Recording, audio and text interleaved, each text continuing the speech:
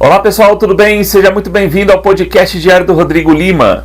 Você depois pode rever essa entrevista no meu portal de notícias, o diariodorodrigolima.com.br, e nas minhas redes sociais, no Instagram, no Facebook e no X, o antigo Twitter.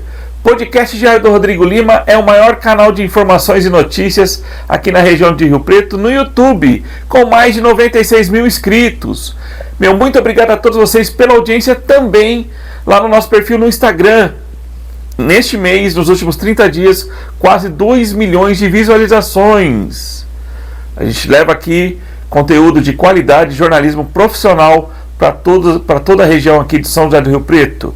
E olha, hoje comigo aqui o debate vai ser sobre Conselho Tutelar, criança, adolescente, e por isso eu recebo 2 conselheiros tutelares aqui de São José do Rio Preto. Eles são os 2 entre os mais atuantes aqui do município, a Janaína Albuquerque e o Breno Aragon. Figurinhas carimbadas também aí da política aqui de São José do Rio Preto. Jana, meu muito obrigado pela sua presença. Eu que agradeço a oportunidade de poder falar um pouquinho de como está sendo essa experiência no Conselho Tutelar, explicar um pouquinho como que a gente trabalha e as novidades também do Conselho Tutelar. Bacana. Breno, meu muito obrigado. Breno, menino hoje, casado, você me falou, tem uma família e militante político também. A Jana, militante política mais à direita, agora centro-direita, que era eu e o Breno também da esquerda, mas também procurando mais o centro. A gente amadurece, Jana, é mais ou menos isso? Sem dúvida, acho que a gente sai um pouco, amadurece não só pela idade, mas também nos pensamentos. Eu diria, Rodrigo, que assim, eu me considero ainda de esquerda, mas eu entendi que é possível você entender os motivos das outras pessoas e debater os motivos, não debater as pessoas. Então, assim, a minha convicção no ideal de sociedade que a esquerda prega, ela já era forte. Depois que eu trabalhei no conselho, ela se fortaleceu, mas eu entendi que sem o diálogo não adianta você sempre perder de uma forma orgulhosa. Às vezes você tem que saber conversar de uma forma talvez menos orgulhosa, mas ter conquistas reais que influenciem na vida das pessoas. Porque se não tivesse as conquistas reais, não tem significado nenhum, né? Exato. Só fica um bate-boca. Exato. Você querendo influenciar, transformar o corintiano em palmeirense e o palmeirense transformar o corintiano. Exato. Não vai acontecer. E não temos frutos, né? Não temos resultados. O importante no conselho, eu acho que na vida é resultados. E vocês aí são uma dupla que demonstra muito isso. As vertentes políticas desencontrando, mas quando a conversa é ECA, proteção dos direitos da criança e adolescente, unidos pela mesma bandeira, né? Eu falo que eu e o Breno temos grandes diferenças ideológicas. Inclusive, eu já falei isso até para o vereador João Paulo Rio. Falei assim, apesar das nossas diferenças ideológicas, a gente tem que reconhecer algumas coisas. Eu reconheço algumas qualidades no Breno e às vezes ele também reforça os meus pontos positivos também. Então, nós descobrimos o meio termo em conseguir resultados. Acho que foi isso que a gente está conseguindo ali, uma proposta concreta para o Conselho, em ampliação do Conselho, que já vem vindo desde a criação. Há mais de 15 anos o Conselho vem pedindo mais conselhos, apesar de toda a dificuldade que a gente entende, falta de dinheiro. Acho que isso é uma coisa geral, não só de conselhos, mas existem necessidades. E hoje o Conselho, a gente entende que mostrar a importância entre custo e benefício, né? Não é gasto, é investimento. Exato. É por aí então que o prefeito, Coronel Fábio Cândido, recentemente anunciou a criação de mais 2 conselhos tutelares a partir de 2026, né? Breno, como é que vocês receberam essa notícia? Igual a Jana falou, era uma reivindicação antiga e ela falou que só acredita vendo no papel. Ela já me falou isso, né? São Tomé. Mas o prefeito anunciou. E aí não tem, é como flecha, né? Não tem volta. Exato. Qual que é a expectativa de vocês em relação a esses dois conselhos? Olha, eu recebi, claro, com muita alegria. Na minha campanha eu falava, para o Conselho Tutelar eu tinha 2 bandeiras. Fazer valer a resolução do CONANDA, então eu vou me dar por satisfeito quando tiver o 5º conselho, mas obviamente a gente está dobrando um serviço público. Hoje tem 2. Hoje tem 2, vão ser 4. Vão ser 4. Então eu estou obviamente feliz, eu enxergo isso como uma confluência. Não é apenas uma bondade, apenas um acerto político do coronel, porque é um acerto político dele. Mas ele também acaba que ele, de certa forma, ele foi obrigado a ceder esse acerto político. Então eu vejo com muita expectativa, eu acho que agora toda a rede de Rio Preto, a rede pública, vai ter que rediscutir a cidade. Porque o Conselho Tutelar, ele é dividido hoje por uma linha imaginária que corta a Avenida Badbacite e a continuação. Ou seja, da Boa Vista para lá é Conselho Norte, da Boa Vista para cá é Conselho Sul.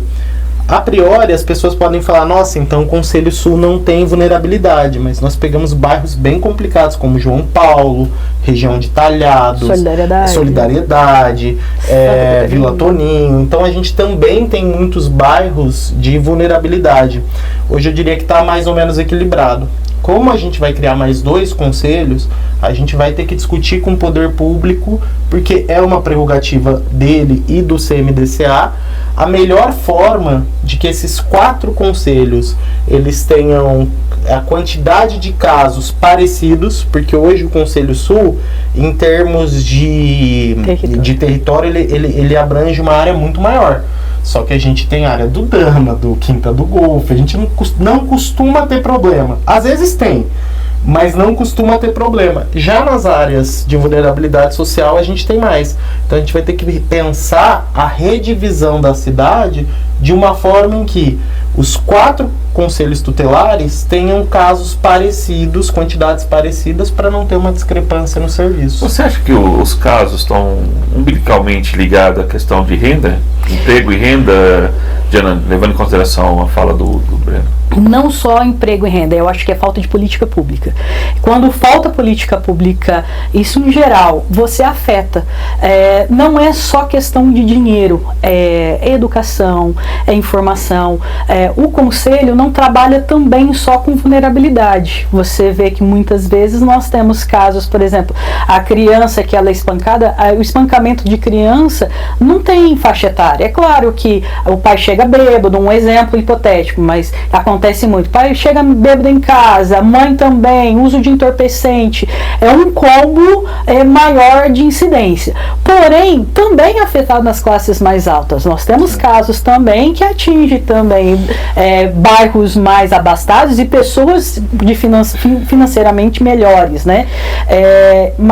E a questão do conselho é a questão da proteção. Eu não preciso do crime, eu não preciso pegar o agressor em flagrante. Proteção é a própria palavra, nós queremos proteger. A parte criminal, se aconteceu ou não aconteceu, vai ficar com a polícia civil, vai ficar com o juiz. A nossa intenção é manter a integridade da criança, né? E do adolescente, em casos de abuso sexual, você vê que abuso sexual também não tem faixa etária. A grande incidência, infelizmente, uma pessoa muito próxima, né? Cerca de 70% ali é alguém que a criança ou adolescente conhece. Então a nossa preocupação é proteger essas crianças e adolescentes, independente de faixa etária, mas é lógico que infelizmente acaba coincidindo numa maior incidência, talvez porque eles sejam a maior proporção da cidade. Sim. Nessa semana, a criação do ECA, estamos comemorando 35 anos, né? Se eu não me engano, vai ser dia 15. Exatamente. Sim, então, dia Tribuna Livre, se eu não me engano. O programa está indo ao ar na segunda-feira, amanhã.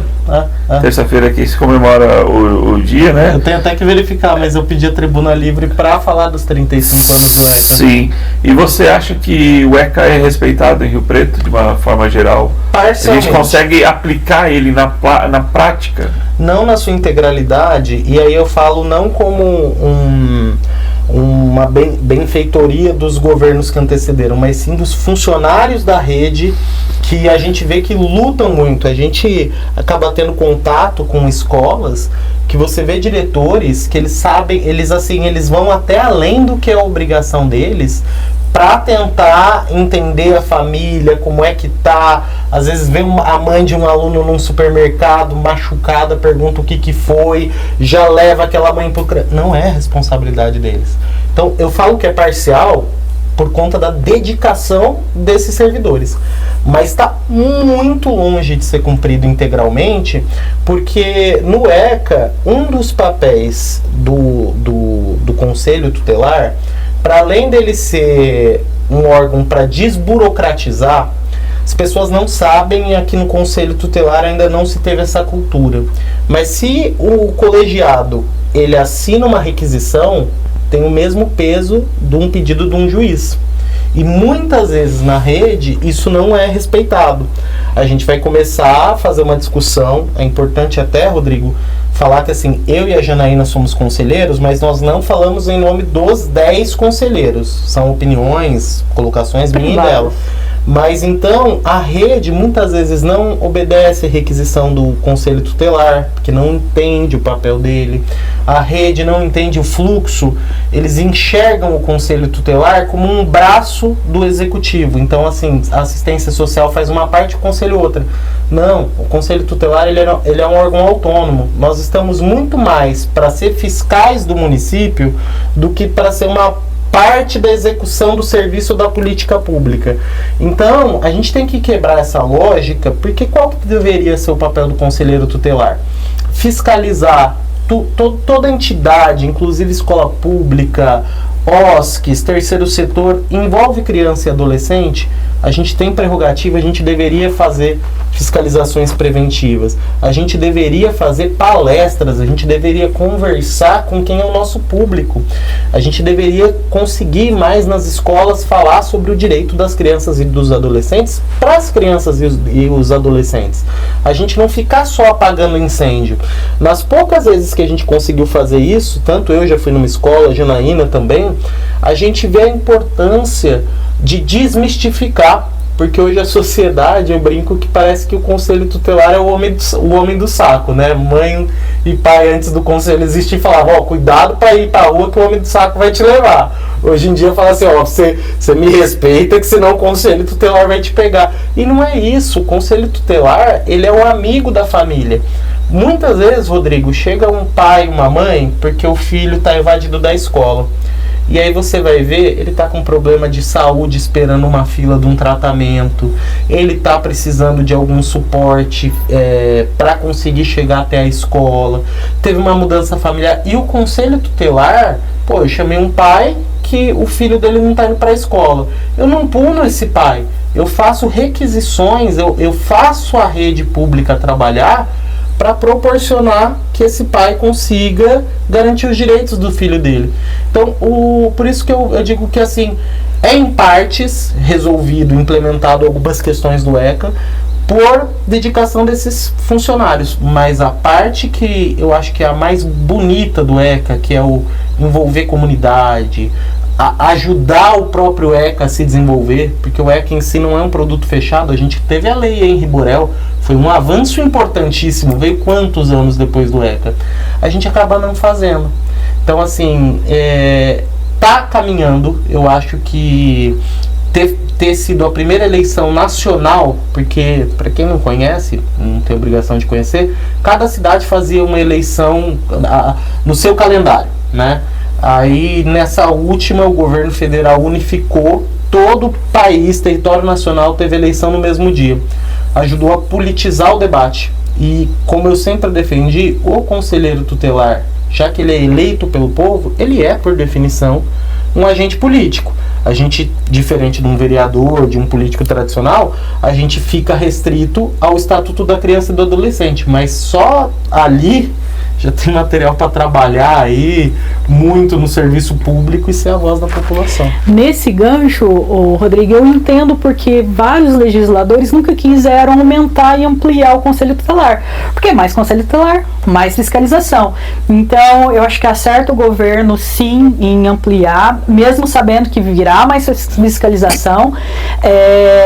E mais, Rio Preto deveria ter 5 conselhos pela resolução do CONANDA, né? Então, eu acredito que muita coisa ainda... a cada 100 mil. A cada 100 mil. O Breno fez um levantamento a respeito das cidades a partir de 150 mil habitantes e a colocação, o Rio Preto, vergonhosamente, está em 5º lugar, né? A quinta pior, esse aqui, e algumas pessoas quando falam em quinto ao estado de São Paulo. Por habitante no estado de São Paulo. E inclusive foi uma crítica minha na audiência pública, que algumas pessoas olharam 5º e não entenderam que era a 5ª pior. Então eu fiz algumas críticas em relação a isso, e com a ampliação, mesmo com 4 conselhos, que ainda não vão ficar devendo ainda para Rio Preto, nós já vamos ficar em cidades bem qualificadas, bem de um ranking melhor, como Sorocaba, São Carlos. Vai melhorar muito a qualidade e também, assim, a demanda do conselho, que hoje a gente, infelizmente, quando saiu no jornal que o conselho pede socorro, é realmente socorro, e não é só o conselho, são as crianças que estão pedindo também. O que faz o conselho? Qual é o trabalho de vocês? Eu sei que é 24 horas. 24 horas. Tem que ter uma disposição, tem que estar... tem equipe, né? Como são 10 conselheiros, tem uma distribuição, nós somos né? Somos 2 conselhos tutelares com 5 membros cada um, né? Nós trabalhamos das 8 da manhã às 5 da tarde e em regime de escala de plantão, ou seja, sempre vai ter pelo menos uma pessoa, no caso 2, né? De respectivos territórios, trabalhando 24 horas. Nós atendemos desde negligência, maus tratos, abuso sexual, N violações, tudo que machuque, envolve violações de criança e adolescente, entra o conselho. Tudo que envolve. Inclusive, nós temos no conselho o que nós chamamos de falsa demanda. O conselho, por exemplo, não atua em questão de guarda. Nós recebemos muitas ligações, mesmo assim, tem dificuldade ou não tem condições de pagar um advogado. Nós encaminhamos para a Defensoria Pública, que a gente chama de falsa demanda. O trabalho do conselho, a própria palavra já fala, aconselhar. É no conselho que você vai tirar suas dúvidas, é o conselho que vai fazer esse encaminhamento para N setores. E para as pessoas não terem dúvida, envolveu criança e adolescente, liga no conselho. Na dúvida, liga para o conselho, porque mesmo se não for o conselho, por exemplo, uma coisa que às vezes a gente tem bastante dificuldade, a gente conversou com a polícia sobre isso. Tem menor de idade, pequenininho, 5 aninhos, sozinho dentro de casa. Abandono de incapaz é crime em flagrante. O conselho, eu não posso, por mais que eu esteja na porta da casa da pessoa e eu esteja vendo que tem um menino de 5 anos sozinho ali, eu não tenho poder de polícia para num crime em flagrante invadir um domicílio. A polícia militar tem. Então, por que a gente fala de falsa demanda? Quando a pessoa liga, tem criança pequena, tá, a gente pede, olha, liga para a polícia. E às vezes a pessoa liga e fala, a polícia mandou ligar para vocês. Tá, vamos resolver porque eu não quero ficar jogo de empurra. Tem uma criança sozinha que pode se machucar, dependendo da idade, ela pode se queimar, tanta coisa pode acontecer numa criança pequena sem supervisão. Então, o conselho aciona a polícia. Se constatado esse crime, porque às vezes no tempo da polícia chegar lá, apareceu alguém, ou então a pessoa não tinha visto, tinha alguém no fundo. Tava sozinha? Tava. Essa criança não pode ficar sozinha. Aciona o conselho tutelar e nós vamos fazer a proteção dessa criança. Então, às vezes a pessoa não entende que quando liga pro conselho, mas você não quer ir lá? Não é que eu não quero ir lá. É que se eu chegar lá, eu não tenho poder de polícia. E assim são com várias pequenas coisas. Mas o conselho, ele acaba tendo... Ele é uma figura um pouco sui generis dentro do ordenamento jurídico, que é o seguinte... Quando você vai para frente de um juiz, o juiz não vai te aconselhar, ele vai te determinar uma punição. Quando você está com um agente de saúde, com uma professora do bairro, com uma assistente social, ela não vai te dar uma punição, ela vai aconselhar. E aí muitas vezes o que acontece? Assistente social orienta, a saúde orienta, a questão, criança que vai suja, criança que tem dermatite, que os pais são omissos e não tratam, tantos problemas de saúde. A rede pública aconselha, pede, faz, mas ela não tem poder para falar assim, ó, se você não fizer, o agente de saúde não pode falar, olha, se você não passar essa pomada no teu filho todo dia, eu vou te dar uma punição.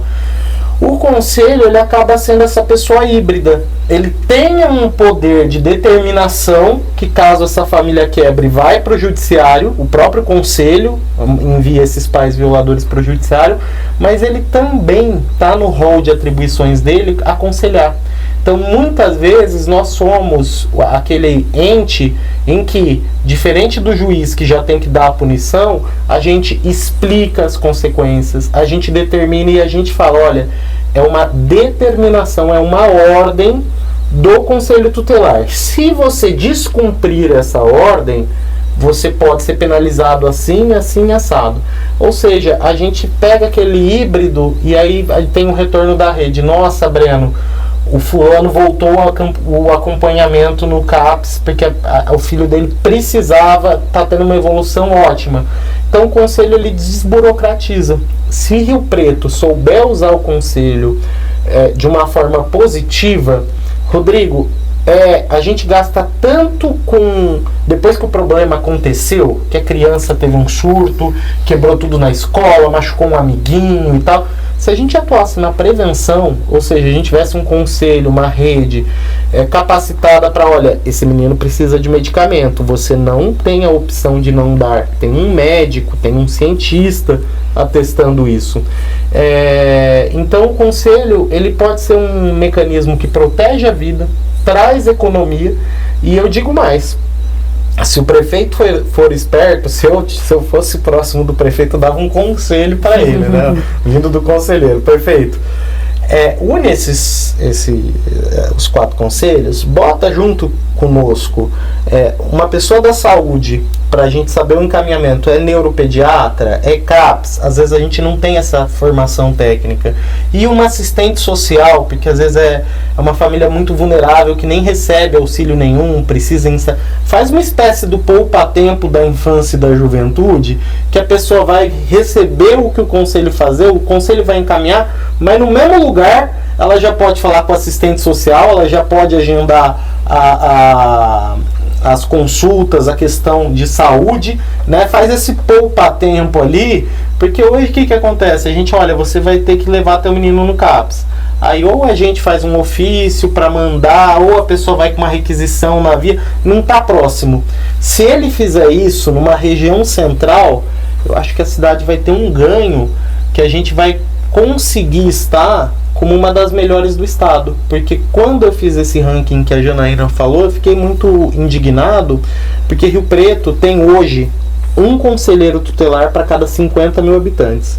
Eu não vou comparar com Tanabi, com Zacarias, que tem 3 mil habitantes e 5 conselheiros. Eu vou fazer uma crítica justa. São Carlos tem 250 mil habitantes. É uma cidade próxima aqui, 200 quilômetros aqui de Rio Preto. Eles têm metade da população e tem 3 conselhos. Aqui em Rio Preto é um conselheiro para cada 50 mil habitantes. Em São Carlos é um para cada 17 mil. E então assim, eu me pergunto, né, como Rio Pretense da Gema, por que a criança de São Carlos está mais do que 2 vezes protegida em relação a Rio Pretense? Então, como eu falei, foi um acerto do prefeito ter essa sensibilidade. Acho que tem um potencial dele fazer algo muito grande, mas também enxergo que, para além dele querer, dele anunciar, ele também acabou sendo obrigado tanta briga que os conselheiros e a Câmara e o Poder Judiciário e outras autoridades entraram. Sem falar na economia, um único lugar mais centrado, você economiza mais, a energia que você iria gastar é a mesma, o espaço não gastaria com aluguel, e então eu acredito que dessa forma nós teríamos mais eficiência, e também para a gente discutir também, porque se não fosse também nossas decanas também, né, as nossas conselheiras que já está ali no 2º, 3º mandato, nós aprendemos aprendemos com as experiências delas. Então eu acredito que seria uma forma, assim como a Câmara Municipal tem a sua autonomia de estarem todos juntos, apesar de algumas brigas, eu acho que é saudável essas discussões. Então eu acho que essa seria uma forma de colocar todo mundo na mesa e discutir o que é melhor para a cidade. Apesar das diferenças, como eu e o Breno estamos dando um exemplo aqui. Sim. A criação da Casa dos Conselhos vai mais ou menos nessa linha que você falou, Sim. de reunir esses serviços? Sim. Como é que vai ser essa... O governo não chegou a falar. Nós ainda estamos discutindo ainda. o formato de como vai ser estabelecido? Ainda não discutir. É uma ideia nossa, né? Inclusive para baratear o custo, para a gente aprender. E entendemos hoje por que nós não tivemos essa mesma energia o ano passado. Porque o ano passado nós acabamos de entrar, eu e o Breno estamos no primeiro mandato. Então nós estamos aprendendo como que funciona e ao mesmo tempo havendo alguns acertos e erros. E nós já mudamos muita coisa ali, essa nova gestão que mudou grande maioria dos conselheiros, nós estamos inclusive até realinhando o fluxo da rede e tentando unificar o mesmo fluxo, o mesmo atendimento que você vai ter no norte, você vai ter no sul e a mesma linha de pensamento. Então nessa proposta seria isso, da gente sentar com o executivo, sentar com o secretário e sentar também, acredito, com a Comissão da Criança e Adolescente, o CMDCA, o Judiciário, o promotor, e falar assim, o que é melhor para a cidade? Isso é discutir política pública. Então eu acredito que quando a gente sentar e encontrar o meio termo, eu acredito que a gente vai poder entregar um trabalho com mais excelência ainda. Vocês mencionaram alguns exemplos, mas como a pessoa ela pode denunciar os casos de abuso ao conselho? E quais são esses casos? Os vizinhos são importantíssimos, né? Nessa questão de ajudar na proteção da criança e adolescente, porque geralmente conhece a rotina da família, sim. né?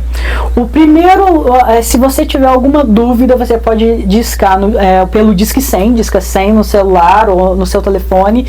Essa ligação é enviada... Disque 100, digita 100. Digita o número 100. Como se fosse Quem vai atender lá? Quem vai atender vai ser o Ministério dos Direitos Humanos em Brasília. Um atendente vai fazer o atendimento, é anônimo, vai para Brasília. Depois, aquele atendimento é enviado uma cópia para o Conselho Tutelar e uma cópia para a DDM, para a Delegacia da Mulher. Uma outra forma de você denunciar através dos telefones do Conselho Tutelar. Quais são? Você lembra de cabeça? Eu não lembro, mas meu celular. Depois eu vou procurar e vou estar de colocando, cabeça aqui tem o número do horário. São dois. De horário comercial. Tem o horário comercial das 8 às 5, que a gente atende casos que a gente chama de crônicos, né? Então, o que é um caso crônico? Olha, tem uma negligência sistemática à saúde, à higiene dessa criança ou até à educação. Não é algo que começou agora, não é meio triste dizer, não é urgente que a criança está 2 semanas sem ir para a escola. É grave, mas não é urgente. A gente trabalha dentro do horário comercial. Casos graves, tipo, a mãe está sob efeito de drogas na rodovia com o bebê no colo. Não dá para esperar notificar, sabe? Tem que ir imediatamente lá. Então são 2 telefones. O do horário comercial, que serve para fazer denúncias, negligências, e às vezes até algo agudo que aconteceu durante o horário comercial. E o plantão. O conselho ele funciona 24 horas por dia, não tem sábado, não tem domingo, não tem feriado. A qualquer momento que você vê um jovem em situação de perigo, ele pode ligar para o conselho. O que às vezes as pessoas não entendem, mas aí a gente sempre explica que eles querem fazer denúncia no horário de plantão. Aí fala, olha, entendo, é caso de conselho sim, liga no dia seguinte, tal horário que vai ser garantido o sigilo. E a pessoa que denunciar, ela pode saber o seguinte, é garantido o anonimato, mesmo que ela ligue para Rio Preto.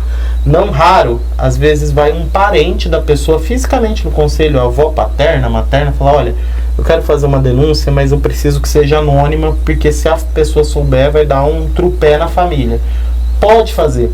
Para o conselho, não importa quem tem razão, quem não tem razão, se é verdade, se não é verdade. O que a gente quer? Teve uma denúncia de que algo acontece? Vamos chamar os responsáveis, vamos ouvir a versão deles, conselheiro ficou em dúvida, a gente vai encaminhar para assistência social, acompanhar essa família. Então, você pode, tanto presencialmente ir nos locais do conselho, você pode ligar no Disque 100, você pode até mandar por e-mail para o Conselho Tutelar, que é Conselho Tutelar Sul, riopreto.sp.gov.br, e quando for norte, Conselho Tutelar Norte, riopreto.sp.gov.br. A denúncia é anônima, o conselho não faz prova, ele vai querer saber o seguinte: o pai está falando que a mãe está fazendo violência psicológica com o menino. Então, num processo de briga, o conselho não arbitra a guarda. O que a gente vai fazer? Vai chamar a mãe, vai ouvir a versão dela, ela vai falar algo totalmente diferente do que o pai falou. Não somos nós que julgamos, não somos nós que investigamos. O que a gente vai ver ali? Tá tendo um conflito forte? É determinação do conselho que esse menino comece a fazer acompanhamento psicológico. E você está sendo responsabilizado, já que você está com o menor, para fazer isso. É isso que o conselho faz. Ele não decide quem está certo e quem está errado. Ele aplica a medida de proteção imediata para aquele caso. Porque a vida da criança, Rodrigo, ela não pode esperar um processo na vara da família, que às vezes vai demorar 6, 7, 2 anos para terminar, para ela ter a saúde dela preservada, seja emocional, seja a de saúde física, seja intelectual, né? A criança não pode, pai e mãe estão brigando, ela vai parar de ir para a escola. Então o conselho ele faz a proteção. Quem vai julgar que se aconteceu ou não é a polícia e é o juiz. O conselho, o que a gente quer saber é como eu protejo essa criança nesse momento. Ainda que a proteção muitas vezes tenha que ser o acolhimento. Há casos excepcionais onde o Conselho Tutelar age como juiz de direito. A criança, um exemplo, 1h da manhã encontrada sozinho, espancada com marcas, o conselheiro de plantão liga, pede um colegiado, ou seja, quando você faz ali, está escrito disponibilidade 24 horas, é 24 horas. A gente faz o colegiado e entende, melhor para essa criança não é ficar com ninguém. Se não encontrou ninguém para proteger, e assim pode ser indicado pela própria criança, um vizinho, um parente mais próximo, não tem ninguém para proteger essa criança. Nós fazemos o acolhimento dessa criança e essa decisão só pode ser vista pelo juiz de direito. Então, para medida de proteção, medida protetiva, que é quando você vai, por exemplo, na DDM e fala assim, olha, tá fazendo mal, aí é o juiz. Então, casos excepcionais, a lei Borel nos dá esse aparato, esse mecanismo de proteção. Na mera suspeita, poder agir. Como já aconteceu, é por isso que a gente fala que muitas vezes, durante a noite, e geralmente, infelizmente, finais de semana, acontece durante a noite. Um caso excepcional que aconteceu, e Rio Preto, como tem sido essa rota do tráfico, eu já fui algumas vezes a acompanhar, a criança estava com a mãe traficando, não era de Rio Preto, nós fizemos o acolhimento, a mãe foi conduzida, e aí acolhemos essa criança e fizemos depois o recamo para uma pessoa mais próxima, um parente mais próximo. Então o conselho tem, jamais deixaríamos uma criança ser conduzida, né, a delegacia, plantão. Então assim, o conselho tem esse poder, né, de fazer a proteção. Ela vai ficar numa casa com todo o conforto. Infelizmente, por mais que a gente proteja, não é a casa dela, mas assim, há casos excepcionais que é ali que o conselho atua. Há casos que chocam até vocês? São Sem preparados dúvida. com isso? Muito. Vocês, sem citar nomes, tem alguns casos, alguns exemplos, para as pessoas entenderem a importância do trabalho do conselho. Eu vou citar um mais recente, na verdade 2.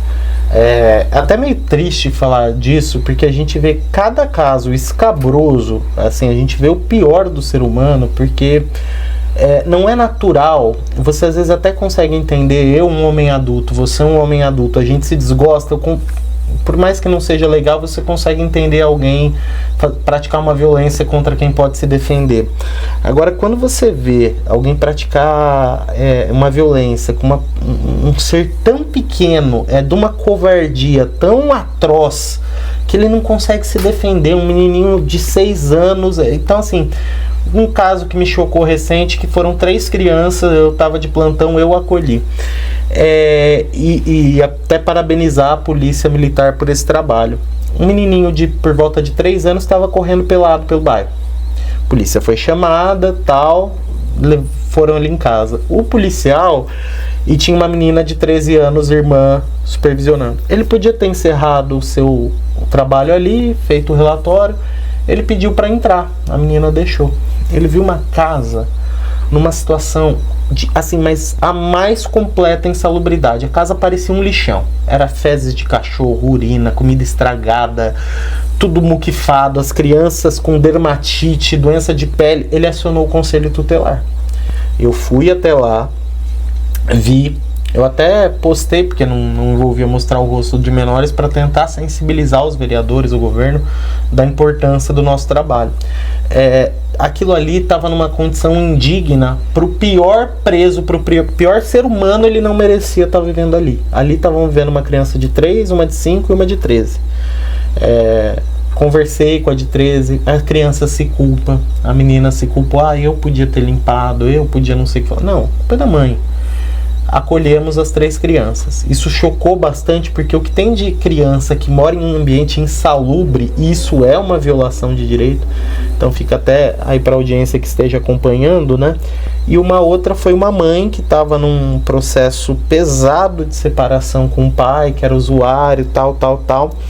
E ela via que todo fim de semana que a menina ficava com o pai, ela voltava diferente, ela voltava arredia. A mãe suspeitava que o pai pudesse estar praticando alguma coisa, mas ela não tinha como provar. A psicóloga, durante a psicoterapia, a menininha apontou na bonequinha que o pai mexia nela, 3 aninhos. E ela contou pra mãe, a mãe então gravou, conversando, estimulando, a menininha falou o que o pai fazia. Trouxeram o caso pra mim. A hora que eu ouvi aquilo ali, não vou me esquecer, porque era o aniversário da cidade, esse ano, se eu não me engano, caiu numa quarta. Era na terça-feira. Eu corri, mandei um ofício para a Vara da Infância e Juventude solicitando aplicação, a perda imediata de vínculo, ter uma Henri Borel em desfavor do genitor, com base num laudo que a psicóloga escreveu, no relato da mãe e nisso. O pessoal da Vara super solícito, em 2 dias saiu a decisão. A mãe foi lá com o advogado no dia seguinte, ela chorou, me abraçou, ela falou, eu tô lutando há 3 anos para conseguir isso, ninguém me dava ouvido. Quando chegou no caso do conselho tutelar, quando a psicóloga veio, o conselho ele tem certos poderes de provocar o judiciário que o cidadão comum não tem. Então esse ano eu vou citar esses 2, mas é caso difícil todo dia.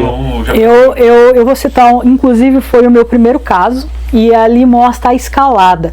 Eu peguei meu primeiro mandato, vamos dizer assim, né, ainda entendendo como que funciona.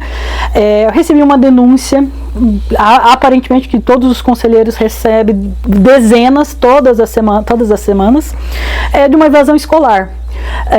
A diretora eu ainda brinco, eu falei para essa diretora já, falei assim, eu queria que todo mundo tivesse essa garra, essa força, cobrando uma ação mais direta. Por que essa criança não aparecia na escola?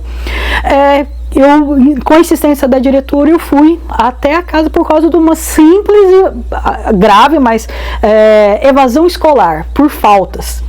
Chegando no local, aí eu fui entender a complexidade. Essa simples, um caso de aparentemente muito simples, de faltas e tudo mais, escalou para uma série de violações. Essa criança, são várias, são 6 filhos. Desses 6 filhos, a mãe perdeu a guarda de todos e estava com essa. Chegou a ficar em situação de rua, ficava no Conselho Norte, ficava no Conselho Sul e ficava nesse ping-pong. Só que o que é grave? Essa mãe, ela pegava a filha, deixava nas bocas em troca de favores sexuais, deixava essa filha para o padrasto abusar sexualmente.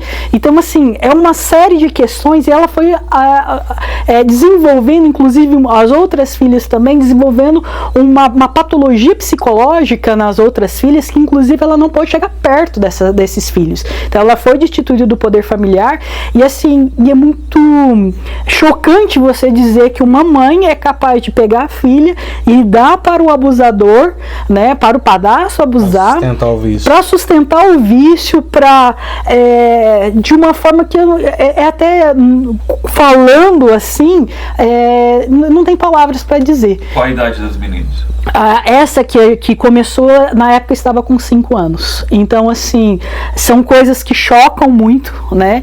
E graças ao trabalho da educação, que eu falo que eu sou uma grande fã da educação, os professores, os diretores, eles são a ponta da rede de proteção. Se eles falam alguma coisa, eu levo muito em consideração aquilo que os professores falam, os diretores, tanto que, assim, quando tem faltas sucessivas com crianças pequenas, menores, é o sinal de alerta.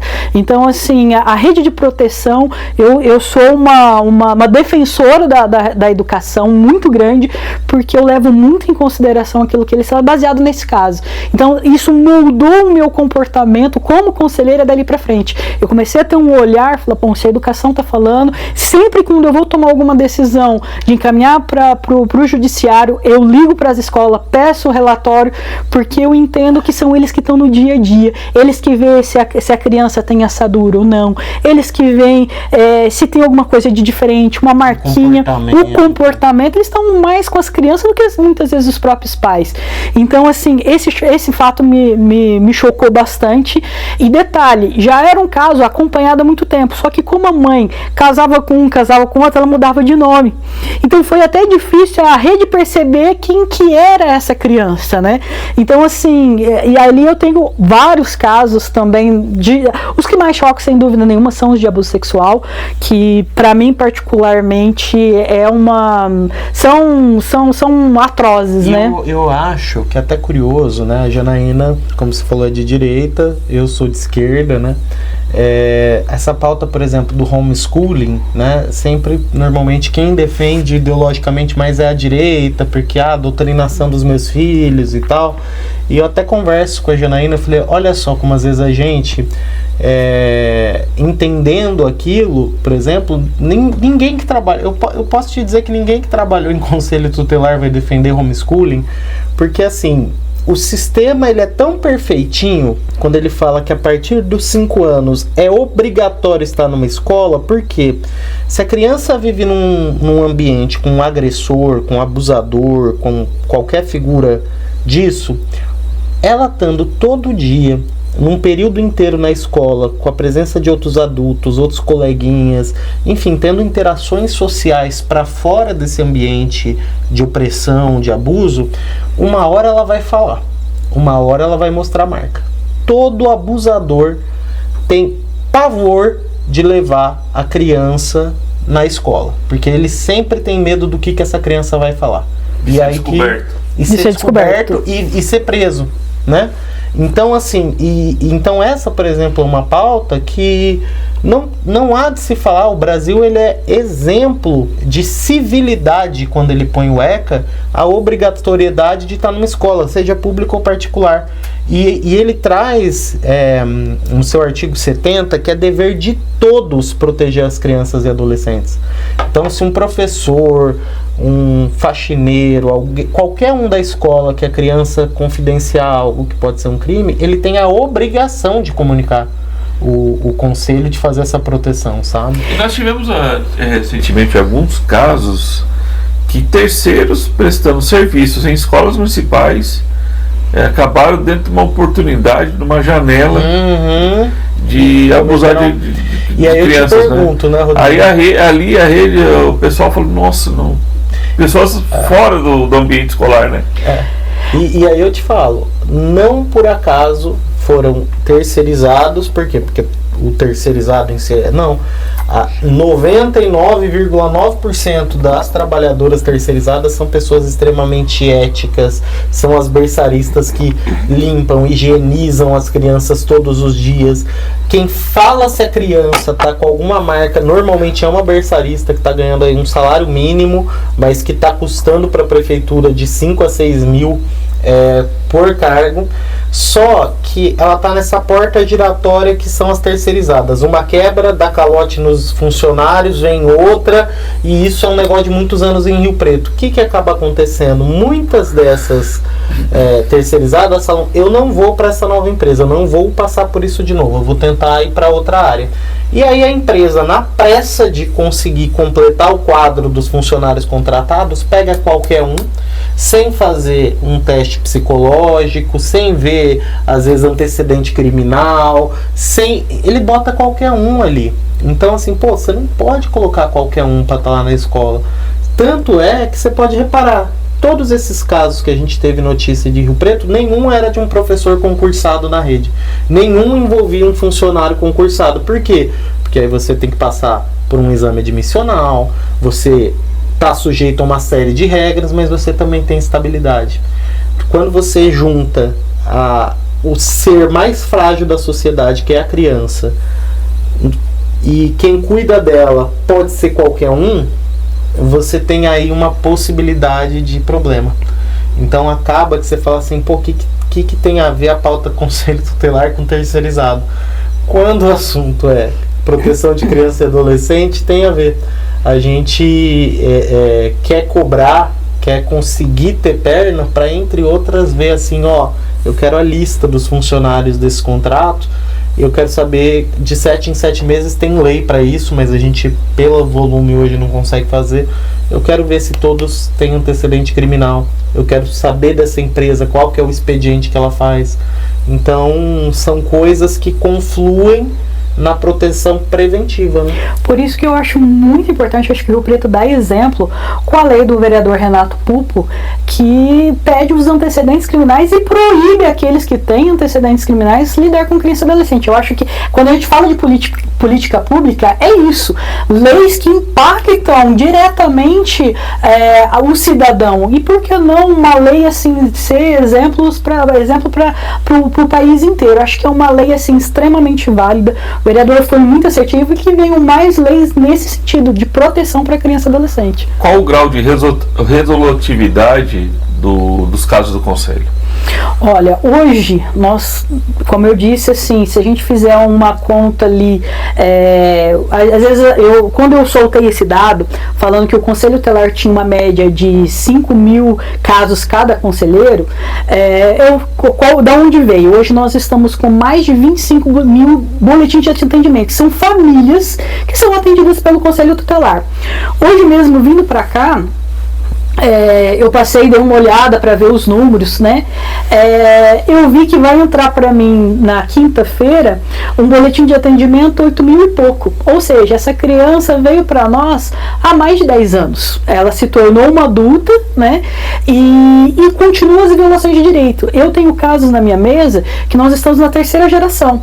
A avó dela era atendida pelo conselho, ela passou a ser atendida pelo conselho e a filha dela hoje tem filhos. Então o conselho vem acompanhando. E detalhe, a avó continuou com filhos. Então assim, o tio que é atendido no conselho junto com o sobrinho, essa é a nossa realidade. Então assim, dizer que o conselho tem 5 mil casos, sim, tem, porque apesar de ele não estar aparecendo em cima da mesa o tempo inteiro, mas ele gradativamente ele acaba voltando. Então assim, hoje, vamos dizer assim, apagando incêndio, eu posso dizer que só na minha mesa passam de 400 casos. Essa é uma média mais ou menos que eu particularmente faço na minha mesa. E assim, né, quando o Rodrigo pergunta o que vocês resolvem, né? Tem coisa que a gente resolve e nunca mais acontece. E tem coisa que você fala assim, volta e volta e volta e volta. No looping interminável. E o agressor não para. Não para, porque às vezes as pessoas têm um pouco de dificuldade de entender, mas, por exemplo, eu não estou levando meu filho no psiquiatra, provavelmente ele tem um TDAH, ele tem um TOD, ele causa muito problema dentro da escola. Eu não vou sair catando o filho dos outros por conta disso. Eu vou chamar, vou repreender, vou fazer. Aí resolve. Aí passa 1 ano, 2, o pai, não precisa mais, dá um trabalho danado, levar. esse caso volta porque essa criança deixou de ser medicada. Os problemas, então, o que acaba acontecendo, Rodrigo? A gente tem casos, por exemplo, a mãe teve um filho adolescente, 18, 17, 16 anos. Aí ela passou pelo conselho, tal, não foram casos extremamente graves, mas ela era uma mãe um pouco negligente. Só que aí com 35 anos ela teve mais filhos, ou seja, aquele boletim de atendimento que foi aberto há 20 anos atrás, e aí vem uma nova criança que começa a sofrer as mesmas coisas que o outro, ele continua em aberto. Então quando a gente fala disso, tem caso que você abre uma requisição de matrícula escolar. Você nunca mais vai ouvir falar dessa família na vida. E tem casos que todo santo mês está na mão do conselheiro. E que mesmo judicializando é complexo. Porque se a gente vai na política de intervenção máxima, que é a perda do poder familiar, se a gente não tenta outras alternativas, vai faltar casa-abrigo para aquilo. É a mesma coisa que prisão. Se você for prender do cara que cospe na rua, do joga o chiclete, jogar no lixo no chão, é crime. Vai prender todo mundo que faz isso para ver se tem condição do país, né? Então a gente tem que tentar trabalhar na cultura. O ECA, ele traz a criança como um sujeito de direito. A gente tem que mudar a mentalidade das pessoas que bater educa. O filho é meu, eu posso fazer o que eu quiser. Então, assim, o conselho, ele é resolutivo no quê? De fazer a proteção imediata. Mas isso não é garantia que a família vai continuar, uma vez que passou pelo conselho, está resolvido. Muitas vezes sim, muitas vezes não. E a nossa miséria hoje é que o conselho tutelar, a gente está na época da inteligência artificial, né, Rodrigo? A gente vê vídeos, charges, parece que a gente já está vivendo no futuro que há 20 anos atrás era impensável. O conselho tutelar, muita gente vai se surpreender. Até hoje, ele funciona na base do papel e da pasta. Nós não temos um sistema informatizado para dar conta, até para dar uma estatística de maior qualidade. O que a gente consegue falar é quantos casos abriram, quantos casos por semana tem, mas a gente não consegue ter números tipo, olha, essa família tá com isso aqui de papel dentro da pasta dela. Quantos casos, quantas violações aconteceram? A gente não tem esse número. A gente quer muito ter, a gente está indicando para o executivo, olha, precisamos de informatizar, precisamos de treinamento, precisamos de capacitação, precisamos avançar nisso, porque senão não adianta por 4, 8, 12 conselhos. Se a gente não entrar na era da informação, se a gente não alinhar o fluxo da rede pública, o nosso trabalho vai ficar capenga. Por isso que eu te falo, Rio Preto, quando eu vejo em comparação com outras cidades, os conselheiros fazem milagre com o que eles têm. Porque raramente você vê um negócio que assim, nossa, uma criança estava dada que ela ia morrer por negligência do pai e ninguém fez nada. A gente, nesse apagar de incêndio, a gente se dedica tanto para fazer hora extra que eu te falo. Hoje, dos 10 conselheiros, e eu falo assim, sem medo de errar, não tem um que não faça horas extras, dias extras, sem receber a mais por isso, né? Porque sabe que aqui é um pedaço de papel, mas do outro lado tem uma vida de uma criança. Sim. Gilda, a criação da Secretaria de Direitos Humanos vai ser um avanço? Eu acredito que sim, eu acredito que acho que o governo está tentando acertar, né? A gente sempre fala assim, o Breno, nós somos uma pessoa política e críticos por natureza, mas a gente também, eu sou uma pessoa muito justa no reconhecer, torço para que sim, torço para que ele abra mais assim os olhos para ouvir opinião, né? Acredito que ninguém faz alguma coisa tentando errar, então assim, eu acredito que se o governo se abrir um pouquinho mais, o próprio secretário abrir um pouco mais para as opiniões, eu acredito que agrega. Se ele for, assim, é até engraçado, tava falando aqui no bastidor com a Janaína, né? O que tem a ver o Centro Pop com a criação de 2 novos conselhos tutelares, né? E eu falei pra Janaína, olha, na minha visão, o governo, como todo mundo viu, tinha falado que ia mudar o Centro Pop para Boa Vista. A pressão popular foi tão grande e era óbvio, um bairro de idosos, todos os problemas que rodeiam tal, e o interesse de uma empresa ou outra que pudesse estar envolvido ali, tem uma audiência pública. O então secretário é o Frederico, homem de confiança do prefeito. Ele tem uma postura tão autoritária, tão crítica, tão de enfrentamento aos moradores que estavam lá, que ele cai. Ele teve que cair. Porque senão a popularidade do prefeito, que já estava descendo, ela ia derreter. Porque ele foi, em vez dele entender que ali estavam moradores desesperados, eu acho que uma parte desse governo, Rodrigo, ele tem que entender que ele não está mais no quartel.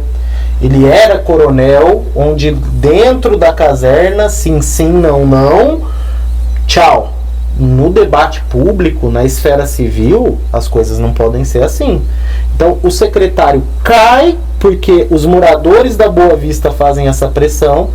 Ele continua no governo, só que não como secretário. Dentro da mesma secretaria que ele já foi o secretário, ele está num cargo de segundo escalão.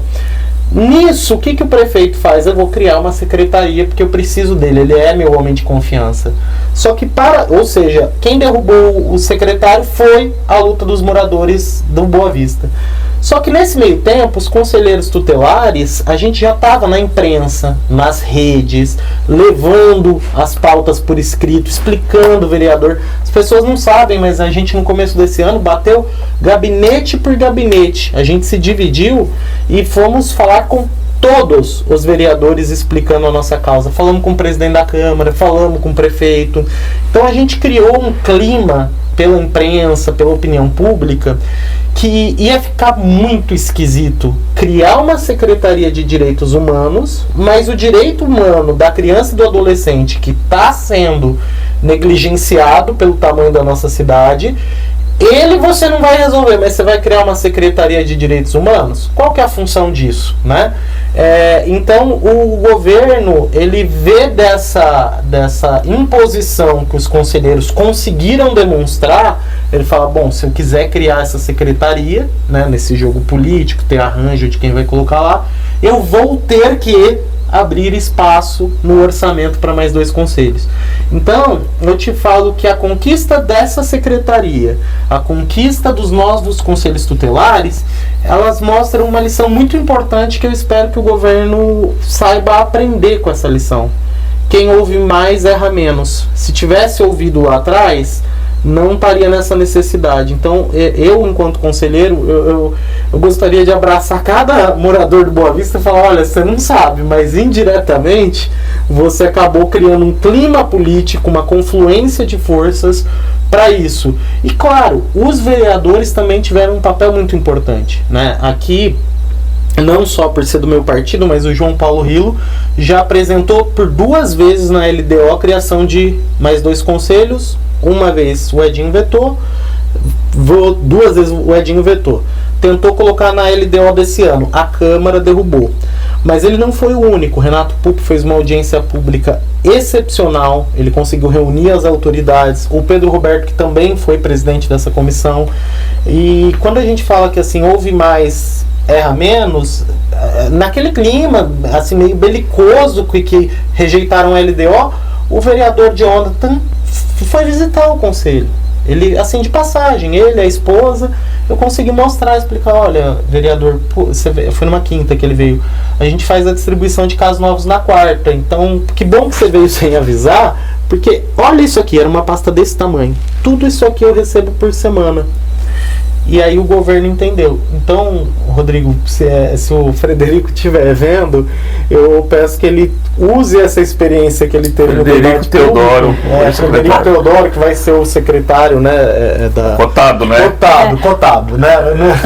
Assim, só se vocês tiverem informação privilegiada. Não, mas assim, nos bastidores só se fala disso. Tá escrito nas estrelas. Tá escrito nas estrelas. Se ele for, que ele saiba ouvir, porque, pelo que eu estou vendo, parece que o governo vai querer atrelar os conselhos tutelares para essa pasta, não mais para assistência. Não tem problema, nós somos autônomos, só temos a questão orçamentária mesmo que o município nos custeia. Mas nós somos independentes. Se ele souber ouvir melhor, vai ser bom. Porque aí, de novo, como eu falei no começo, quem está falando é o Breno, não é o colegiado. A primeira reunião que nós tivemos com ele foi um balde de água fria. A gente querendo falar disso tudo que a gente está falando aqui hoje, da necessidade, do como que a gente está com isso. Sabe o que... E ele foi muito duro na reunião, falando que ele era o braço direito do prefeito, tinha 35 anos de polícia militar, de direitos humanos. Ele virou pra gente e perguntou: por que vocês não podem dirigir o carro do Conselho Tutelar? Por que vocês não podem? Aí eu falei: desculpe, secretário, você é ignorante. Ignorante no sentido de não conhecer o trabalho do Conselho. Hoje, os nossos motoristas, para além das emergências, eles que enviam as notificações das pessoas que a gente vai atender. Então, se eu atendo 80 famílias por mês, foram 80 endereços que o motorista teve que dirigir para deixar a carta, para deixar a notificação. Só que além de mim tem outros 4. Então, o motorista, ele fica quase que a jornada inteira dele dirigindo por Rio Preto para deixar a convocação. Mas foi uma recepção ruim, sabe, Rodrigo? Você chega esperando que, mudou o governo, vai pegar a gestão, ele vai, assim, não precisa prometer que vai ter, que ele ainda tava, mas não chega nisso de, não, aqui é cortar custo, que querer coisa todo mundo quer. Não chega assim. Ouve primeiro, formula, depois chama, sabe? Por isso que eu falei que eu acho que o governo ele tem um pouco de dificuldade que ele cava, porque ele vem muitos dos membros importantes desse governo da cultura militar. E na cultura militar é diferente. É sim, sim, não, não. Basta ver que o Frederico, além dessa questão na audiência da Boa Vista, ele teve uma discussão pública com o vereador Renato Pulpo, que ele fez até vídeo, que ele não aceitou receber os outros membros da comissão do idoso. Queria falar só com o presidente, para mostrar quem é que manda. Resultado disso, impossível manter numa secretaria tão sensível alguém que não tem traquejo político. Mas pensando nessa, fazendo um já tem uma visão diferente. Você falou que você é ligado ao PSOL do João Paulo Rio. Já a Jane é ligada a Republicanos. Republicanos é uma família que eu sempre Diego falo. Polacchini. O Diego é um... Até as cores, as camisas, vocês fizeram aí. Inconsciente. Você não concorda com muita coisa com o Brasil. Eu concordo em partes, mas eu tenho algumas ressalvas. Não é bem assim. Não é bem assim. Eu sou muito crítica também, como eu disse, principalmente no embate. Já viu a audiência pública, eu fui muito incisiva com a secretária. Talvez mais do que o Breno, por incrível que pareça. Mas, no entanto, eu consigo entender que o secretário Frederico é a pessoa certa, tem muito a agregar, eu acho que ele tem muito conhecimento, mas por ser militar, ele não entendeu ainda o jogo político, eu acho que agora ele aprendeu. Eu acredito... Às vezes deixar um pouco mais o coronel de lado e mais Exato. político. Eu acredito que mais ele... Mais o lado direitos humanos que ele tem experiência, porque capacitado ele era. Muito. Só não tem esse lado do... O traquejo. Eu vou te ouvir, eu vou fazer você sentir que jogo você de está sendo cintura. ouvido e eu vou ponderar. Na política, Rodrigo, se você já chega com resposta pronta para tudo, para que o vereador vai visitar o secretário para levar uma demanda? Para que os munícipes vão conversar? Você já tem a resposta pronta e é isso, e é inflexível. Na administração pública, você tem que saber ser flexível, porque você angaria aliados ao invés de inimigos. Então, naquela reunião em que a gente foi falar com o secretário, querendo explicar da nossa necessidade, Rodrigo, para ele agradar o Conselho Tutelar, era para ele, assim, a gente já ia achar um bom gesto, ele falar assim, então faz o seguinte, vocês estão reclamando que nem impressora vocês têm para todo mundo. Vocês precisam de quantas impressoras? É meia dúzia de impressora? Gente, o que é meia dúzia de impressora para o poder público? É nada. Se ele falasse assim, vamos resolver esse primeiro problema. Eu vou aqui e tal, daqui no máximo um mês está todo mundo com uma impressora. A gente ia sair com outra impressão dele. Aí agora, quando a gente vai falar que, olha, é difícil o Conselho Tutelar trabalhar sem impressora, ele vira e fala, mas vai ter o Smart Rio Preto, não vai precisar de papel, eu odeio papel, e começa a falar sobre ele, o projeto dele, não tem... Qual que é o clima que você cria? Então, eu espero que ele tem aprendido, porque, como a Janaína falou, ele não é um qualquer, é um coronel, tem 35 anos de experiência, mas que assim, ainda mais que ele vai lidar com uma parte tão sensível, e ele está num governo de direita, e historicamente a pauta de direitos humanos sempre foram pessoas mais progressistas, pessoas à esquerda a defender, que ele tem a traquejo de ouvir o contraditório e saber trabalhar junto. Eu e a Janaína, por exemplo, a gente pensa totalmente diferente em uma série de coisas. A gente não vai votar para o mesmo presidente, a gente não vai votar para o mesmo deputado, a gente não vai votar para o mesmo nada. Mas, na parte que importa, quando um precisa ajudar o outro para fazer o atendimento, a criança funcionar, o que a gente acaba tendo é um bate-bola que a Janaína me chama e fala: Breno, eu tô com um problema aqui, o que você acha sobre isso? Eu ajudo ela nessa pauta. E o contrário também. Várias vezes eu falei assim pra ela nesse negócio da audiência, eu falei: Janaína, sabe o que ia ser genial, brilhante a gente fazer? O conselho é o mesmo desde a criação do ECA, que tem 35 anos. Qual que era a população de Rio Preto, quais que eram os serviços naquela época e quais que são hoje? Mas no dia da audiência eu não tive tempo de fazer isso. O que a Janaína fez? Ela foi lá, pegou essa ideia, pegou os artigos, ela escreveu. Então, assim, quando a gente consegue pegar o melhor de cada um, a melhor ideia que eu possa dar, a melhor ideia que ela possa dar, e a gente luta para transformar isso em diálogo, o resultado é: nós apresentamos uma base de argumentos sólidos, pautado em dados para o poder público, e a Janaína melhorou a minha proposta. Ela pegou, falou isso, ela falou: quer saber, eu vou levantar quantos casos novos teve desde que a gente assumiu em janeiro de 2024. E me surpreendeu, foram mais de 3.300 casos novos. Eu não esperava esse número. Então, um melhorando a ideia do outro, se existe diálogo, mesmo pensando diferente, dá para você chegar em alguma coisa positiva. Essa visão de eu não preciso, por fato de você pensar diferente, eu acho que é isso que o governo, o próximo secretário dos Direitos Humanos, ele tem que ter uma visão. Eu acredito que o Frederico possa agregar muito, mas ele vai ter que ter uma aula ali, uma aula republicana, né, no sentido de aprimorar as ideias, porque é saudável. Eu acho que é isso que o governo talvez esteja batendo um pouquinho a cabeça, de que eu posso discordar de você, eu posso pensar diferente, mas nem sem ser o seu inimigo. O Breno não é meu inimigo, pelo contrário, nós temos que trabalhar junto. Então eu acho que isso é um exemplo para a Câmara Municipal, pro Executivo e pro país. Eu acho que a gente discute, viu? Muito. Ela vem com as ideias dela e fala: pelo amor de Deus, Janaína, mas no trabalho, no dia a dia, poxa, eu preciso trabalhar junto com ela. É uma conselheira tutelar, é uma liderança importante. Agora, quando ela vem me convencer, falar algumas coisas do governo federal principalmente, eu não preciso concordar com ela. Você vota em que candidato no ano que vem para presidente? Tudo indica, se o Tarcísio for candidato, eu voto no Tarcísio. Se o Tarcísio vier a governo, como que tudo indica, torço no governo. Então, assim, eu tenho uma visão ali, que o candidato da direita ainda está se formulando. Então, porque eu tenho algumas críticas, como o Breno sabe, a maioria sabe, ao governo federal, né?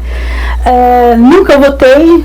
E assim, tem algumas críticas que realmente não consigo votar. Daria um outro podcast. Você para presidente, você vai votar? Claro, eu vou votar no presidente que erradicou a fome 2 vezes nesse país. Eu vou votar no Lula. Com muito orgulho, fazer campanha pra ele. Você não cogita essa possibilidade? Não cogito, acho que tem muita coisa. Os rombos do INSS, tem muita coisa. Tem outro podcast. A gente hoje lá no Bolsonaro. A pauta hoje é Conselho Tutelar. Gente, deixa eu ver como é que passa rápido o nosso bate-papo. Eu quero agradecer demais vocês pela presença, disponibilidade de tempo. Eu sei que vocês pararam aqui, o trabalho também para, né? Sim. E as portas sempre abertas para que precisarem. A Jana fez o contato, né, Rodrigo? Olha, vamos. E ela não esqueceu de você. Poderia ser o Breno, a gente fazer.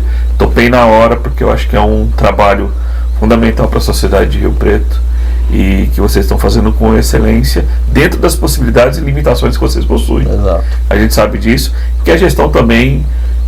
Me parece estão muito bem intencionados. Sim. E a criação desses 2 conselhos sinaliza isso, mostra que há uma disposição em melhorar a estrutura para a proteção das crianças e adolescentes, Sim. que lá na ponta é o que importa.